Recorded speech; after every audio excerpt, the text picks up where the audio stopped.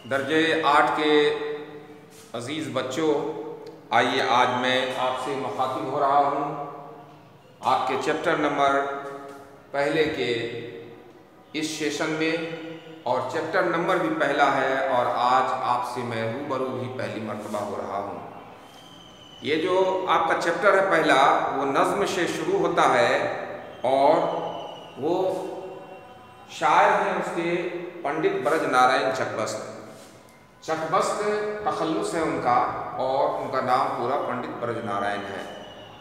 कौमी नज़्म है ये, और नज़्म के उन्वान से ही ज़ाहिर होता है कि इसमें अपने मुल्क की तारीफ़ और उसकी तौसीफ़ बयान की गई है। नज़्म का उन्वान है हमारा वतन दिल से प्यारा वतन। शायर फरमाते हैं कि हिंदुस्तान है हमारा वतन, मोहब्बत की आँखों का तारा वतन, हमारा वतन दिल से प्यारा वतन।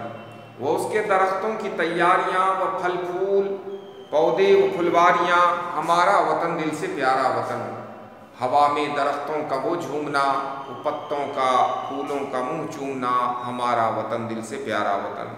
वो सावन की काली घटा की बहार, वो सावन की काली घटा की बहार, वो बरसात की हल्की हल्की फुहार, हमारा वतन दिल से प्यारा वतन।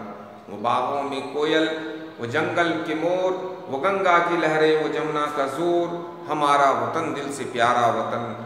इसी से है इस ज़िंदगी की बहार, वतन की मोहब्बत हो या माँ का प्यार, हमारा वतन दिल से प्यारा वतन।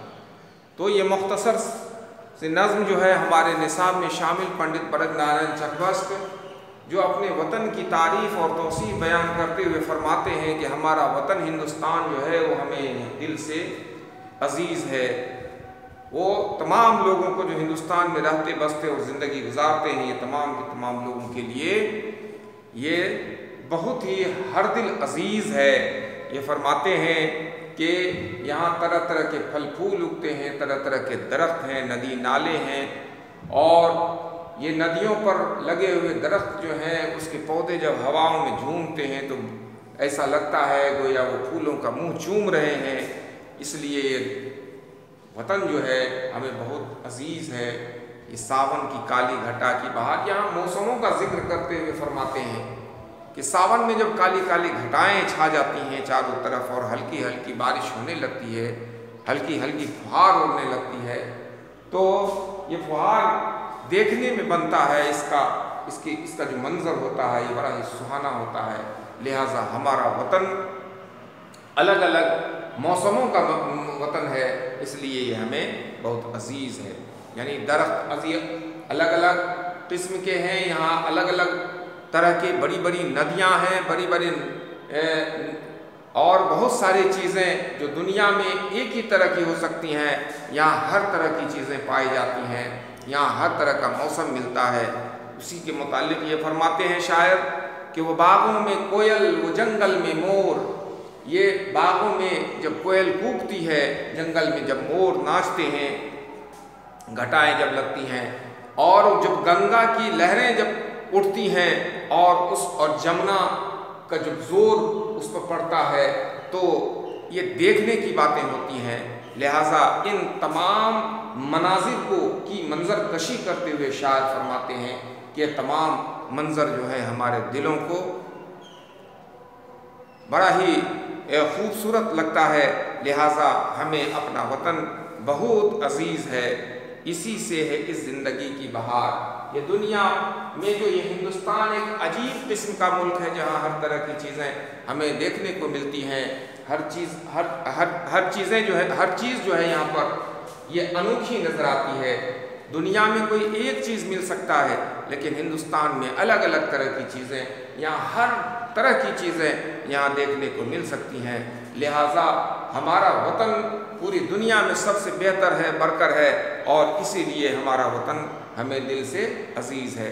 शायर पंडित ब्रजनारायण चकबस्त इस नज़्म में अपने वतन की खूबी, अपनी वतन की बड़ाई को बयान करते हुए बड़ी ही खूबसूरती के साथ, बड़े ही सादा और सलीस अल्फाज में हमारे सामने ये नज़्म लिखकर हमारे सामने में हमारे हिंदुस्तान से मोहब्बत करने का एक जज्बा पैदा किया है। अब कुछ सवालात इसमें आएंगे कि आँखों का तारा जैसे ही एक मुहावरा हो गया, तैयारियाँ, इसका क्या मतलब हो गया।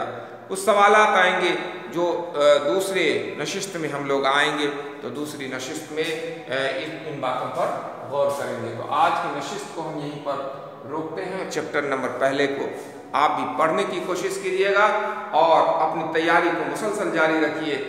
अब तो हम लोग फिर दूसरे साल भी इसी तरह से इस महामारी के दौर में पड़े हुए हैं, इसलिए मवासलाती निज़ाम के ज़रिया जो हमारे मैनेजमेंट ने फैसला लिया है कि आपसे रूबरू होकर के रूबरू बने, मवासलाती निज़ाम के ज़रिया रूबरू होकर के आपसे बातें करें, तो उसी निज़ाम के तहत आप अपनी पढ़ाई को जारी रखिए।